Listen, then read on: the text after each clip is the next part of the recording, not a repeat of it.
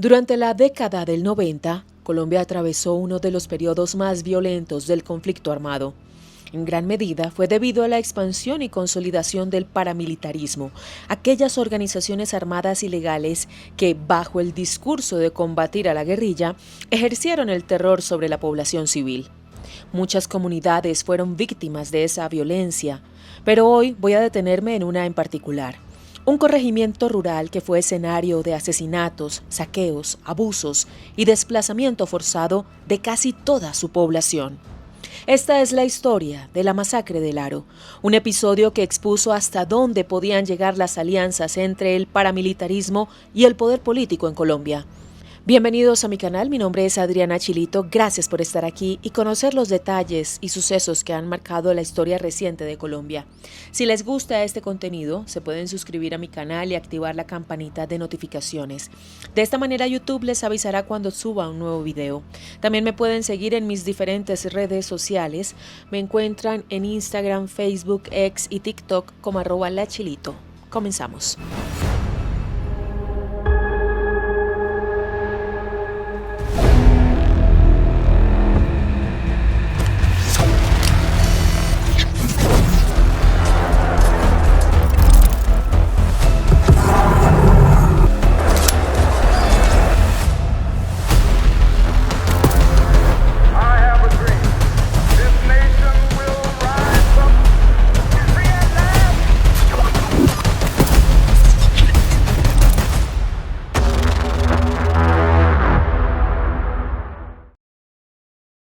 El Aro, un territorio en disputa.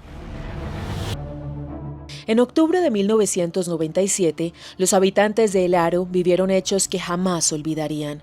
Durante aquellos días, los paramilitares del bloque mineros de las Autodefensas Unidas de Colombia perpetraron una de las acciones más brutales y crueles del conflicto armado colombiano.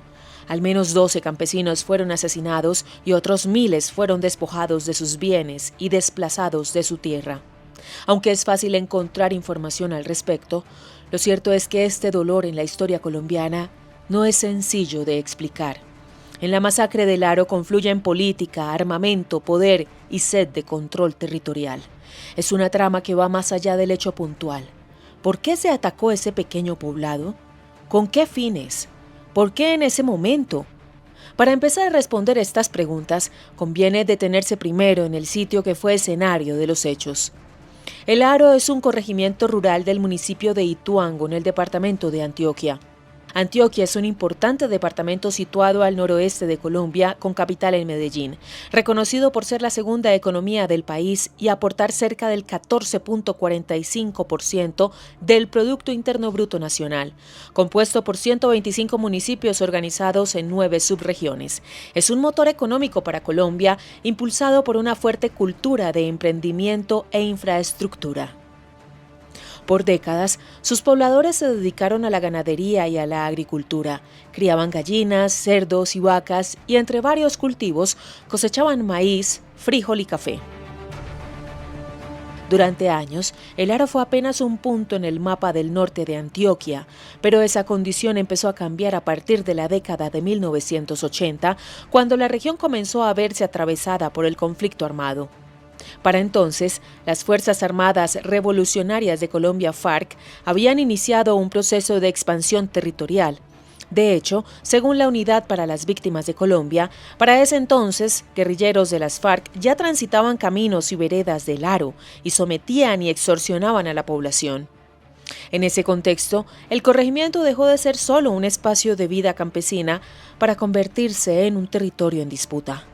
Su importancia no era simbólica, sino geográfica. El Aro conecta el norte de Antioquia con el sur de Córdoba y se encuentra a pocos kilómetros del nudo de Paramillo, un macizo montañoso que durante décadas funcionó como retaguardia natural de la guerrilla y como corredor clave para la movilidad armada. Sería imposible negar que la guerrilla sometió a pobladores del Aro. Sin embargo, su accionar no es suficiente para explicar la masacre de 1997. Autodefensas Unidas de Colombia.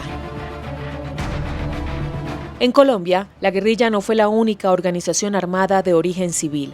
A finales de la década del 70, comenzaron a surgir grupos de autodefensa que se presentaban como una respuesta a la expansión guerrillera en zonas rurales. Estos primeros núcleos aparecieron en regiones como el Magdalena Medio y estuvieron impulsados, en gran medida, por ganaderos y terratenientes que buscaban proteger sus tierras de las extorsiones de la guerrilla. Con el paso del tiempo, esas experiencias paramilitares dejaron de ser iniciativas dispersas. A partir de 1982, las autodefensas empezaron a crecer en número, armamento y capacidad operativa. Ese proceso estuvo acompañado por una serie de alianzas entre empresarios, ganaderos, políticos locales y miembros de las fuerzas militares, lo que culminó en la creación de verdaderos ejércitos privados. Pero con el paso del tiempo, aquello que se presentaba como una fuerza de defensa empezó a transformarse. Las autodefensas dejaron de limitarse a proteger territorios y pasaron a avanzar sobre ellos, impusieron su presencia ante pueblos y regiones enteras. Ya no se trataba solo de responder a la guerrilla, sino de disputar control, recursos e influencia. Para los años 90, las autodefensas campesinas de Córdoba y Urabá, lideradas por Carlos y Vicente Castaño, se convirtieron en uno de los grupos paramilitares más fuertes del país. Desde el norte, impulsaron una expansión sostenida, apoyándose en la figura de las Convivir, cooperativas de seguridad creadas por el Estado en 1994. Bajo ese marco, accedieron a armas, recursos y respaldo institucional, al menos en sus inicios. Finalmente, en 1997, distintos grupos de autodefensa regional decidieron unificarse. Así nació una federación que reunió a varias estructuras armadas y que pasó a conocerse como las Autodefensas Unidas de Colombia, AUC. Más que una organización homogénea, fueron una coalición de ejércitos paramilitares de extrema derecha. Sus líderes afirmaban que su objetivo era detener el avance de las guerrillas de izquierda, pero bajo ese discurso llevaban adelante diversos tipos de crímenes: narcotráfico, desplazamiento forzado, despojo de tierras, desapariciones y otras graves violaciones a los derechos humanos. Para entonces, el paramilitarismo ya no era una reacción defensiva circunstancial, sino un actor central del conflicto armado colombiano. El bloque Mineros, responsable de la masacre del Aro, era uno de los grupos que justamente integraba las Autodefensas Unidas de Colombia. Bajo el discurso de combatir a la guerrilla, operó en zonas del norte y nordeste de Antioquia y en regiones vecinas donde la minería, la ganadería y el control de rutas eran clave. Dominar esos espacios significaba dinero, poder local y capacidad de expansión. El control del territorio era la verdadera arma, y el Aro no quedó al margen de esa lógica. El día que terminó la calma. Hacia finales de los años 90, los habitantes de Ituango se habían acostumbrado a la presencia paramilitar. Era común ver a hombres vestidos de camuflaje caminando por las calles, imponiendo una autoridad que no les había otorgado el Estado, pero que se habían ganado a la fuerza. Patrullaban el pueblo, controlaban movimientos y exigían colaboración a la población, una presencia armada que, aunque nunca fue legal, había sido naturalizada. Pero en octubre de 1997 algo cambió.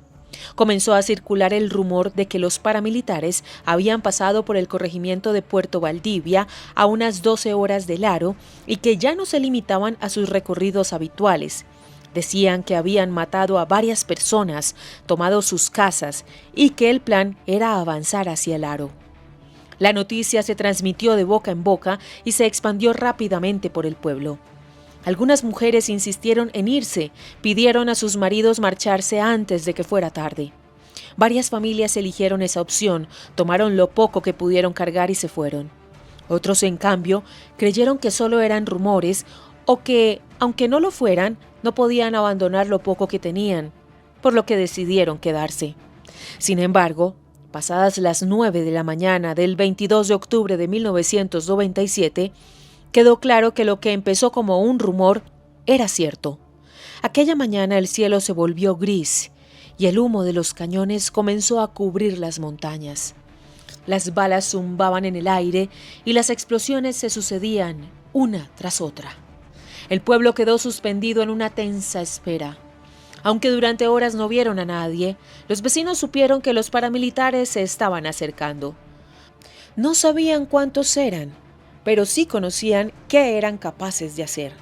Finalmente, un grupo de aproximadamente 150 paramilitares ingresó al corregimiento, supuestamente con el objetivo de acabar con la guerrilla de las FARC. Pero esa justificación no se correspondía con la realidad. Al llegar no encontraron ningún grupo armado, ni se produjo enfrentamiento alguno, y en su lugar se toparon con los mismos pobladores que horas antes temían su llegada. No portaban armas, ni tenían posibilidad de defensa. Eran familias enteras de campesinos que pasaban sus días trabajando el ganado o la tierra. Apenas ingresaron al corregimiento, los paramilitares tomaron el control del lugar por la fuerza, reunieron a los pobladores, los señalaron y los acusaron de colaborar con la guerrilla. No necesitaban pruebas. Para ellos, vivir en el Aro era razón suficiente para sostener la acusación. La masacre. Apenas ingresaron al Aro, los hombres del bloque Mineros reunieron a toda la población. Hombres, mujeres y niños fueron obligados a salir de sus casas y a concentrarse en espacios abiertos.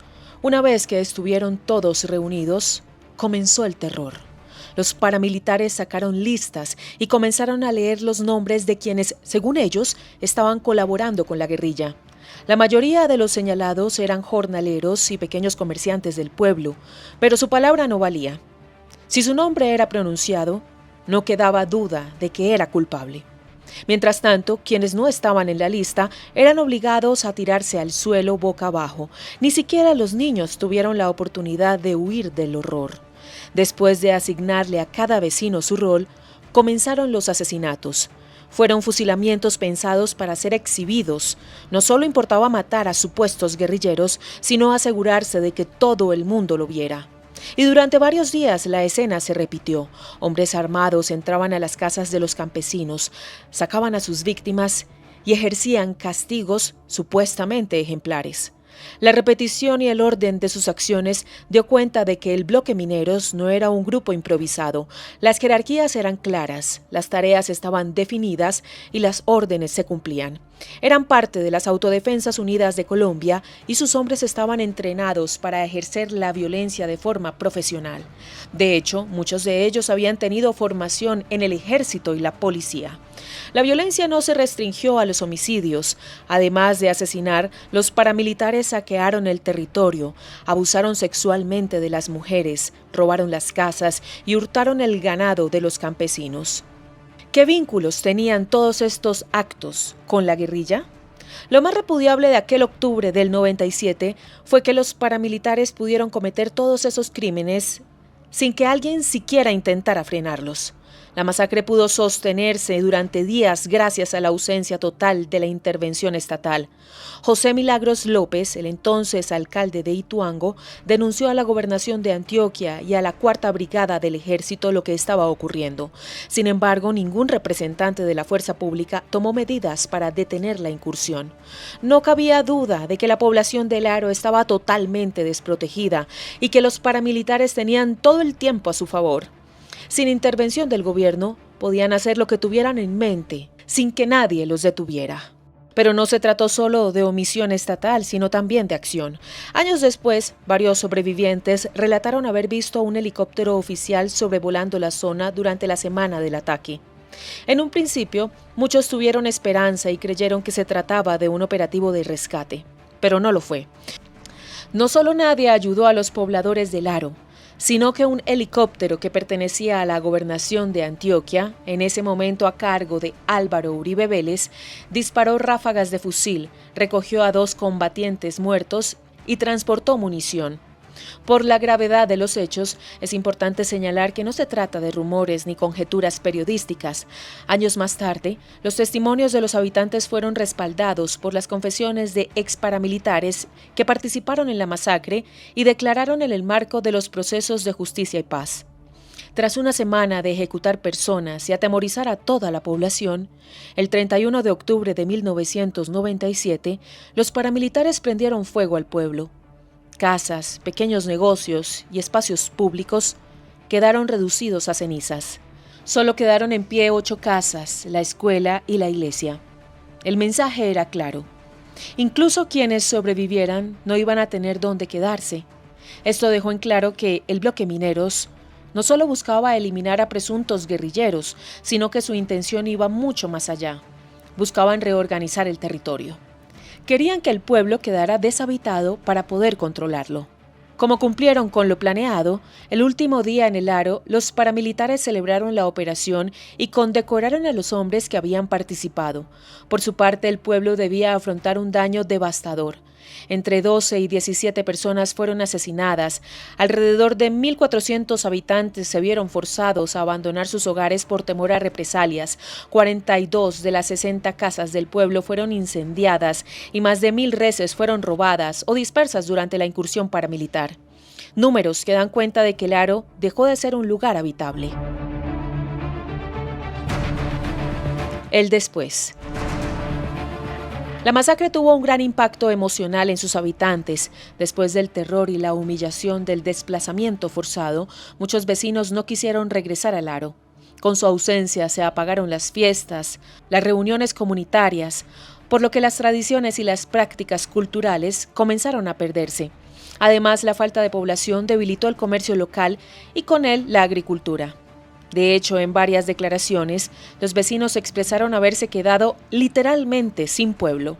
Recién a partir de 2005, con la entrada en vigencia de la Ley 975 de Justicia y Paz, se abrió un marco legal que facilitó los procesos de desmovilización paramilitar y permitió que algunos de los responsables comenzaran a reconocer su participación en los crímenes. Fue en ese contexto que salieron a la luz detalles claves sobre lo ocurrido en el Aro. Finalmente, en el año 2016, la Sala de Justicia y Paz del Tribunal Superior de Medellín condenó a 6 cabecillas del bloque Mineros de las Autodefensas Unidas de Colombia por su participación en la incursión armada en el corregimiento. Más allá de las condenas, en el juicio se obtuvo información esencial para entender la envergadura del operativo que terminó en masacre. Los exparamilitares declararon que para llegar al Aro contaron con la colaboración de la fuerza pública, que tenía conocimiento claro y preciso sobre la movilización de más de 200 hombres armados hacia el municipio de Ituango. También afirmaron haber recibido apoyo del ejército para el traslado del ganado robado a los campesinos. Todos estos testimonios reforzaron la idea de que la masacre no fue un hecho aislado, sino una acción posible gracias a la tolerancia y acción de los agentes estatales. En el mismo juicio, otro testimonio central fue el de Salvatore Mancuso, uno de los máximos jefes de las Autodefensas Unidas de Colombia, de quien justamente tenemos un video en este canal. Si bien no fue condenado en ese juicio en particular, aportó información clave sobre la planificación de la incursión. El exparamilitar reconoció haber ordenado la entrada del bloque Mineros a la zona y aseguró que la irrupción en el municipio de Ituango había sido con un año de antelación. Según explicó, el objetivo de la expansión hacia los municipios de Ituango y Peque no era otro que obtener el control del nudo del Paramillo, el punto que hace unos minutos mencioné como estratégico en la zona. Señaló que esa región resultaba clave no solo por sus condiciones geográficas que favorecen el cultivo de coca, sino también por la facilidad para instalar laboratorios de procesamiento y establecer rutas seguras para la salida de estupefacientes. La declaración de Mancuso terminó de desmontar la versión según la cual el Aro había sido intervenido por presencia guerrillera y expuso el único y verdadero objetivo: el control estratégico del territorio. Antes de que el caso avanzara en el marco de la Ley de Justicia y Paz, la masacre del Aro ya había llegado a instancias internacionales. En 2006, la Corte Interamericana de Derechos Humanos condenó al Estado colombiano por no haber protegido a la población civil y por permitir que una operación armada se desarrollara sin intervención. La sentencia no devolvió al Aro a sus habitantes, pero obligó al Estado a asumir su responsabilidad, investigar a los responsables y reparar de manera colectiva a las víctimas. En 2015, 18 años después de la masacre, la Fiscalía General de la Nación solicitó a la Corte Suprema de Justicia que investigara al expresidente Álvaro Uribe Vélez. Recordemos que al momento de los hechos se desempeñaba como gobernador de Antioquia.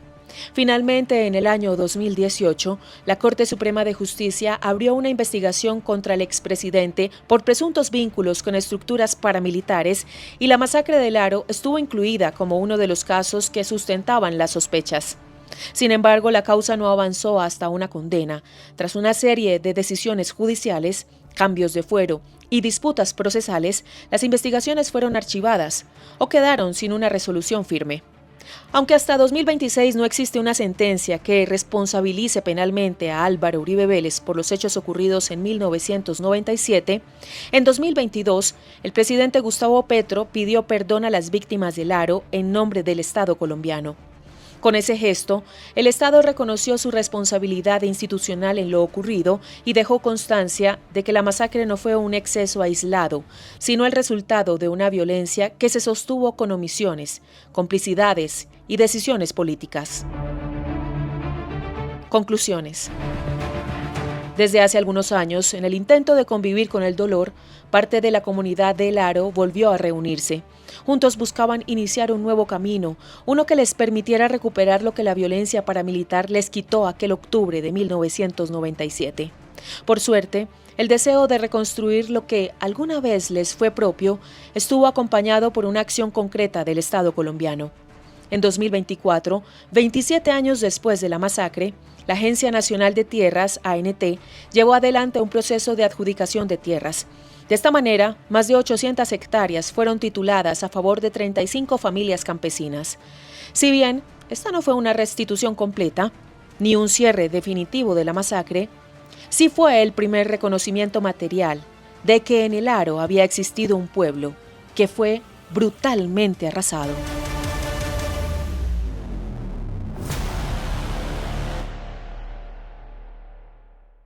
Gracias por llegar hasta el final del video y conocer estos hechos y sucesos que han marcado la historia reciente de nuestro país. Si les gusta este contenido, se pueden suscribir a mi canal y activar la campanita de notificaciones. De esta manera YouTube les avisará cuando suba un nuevo video. También me pueden seguir en mis diferentes redes sociales.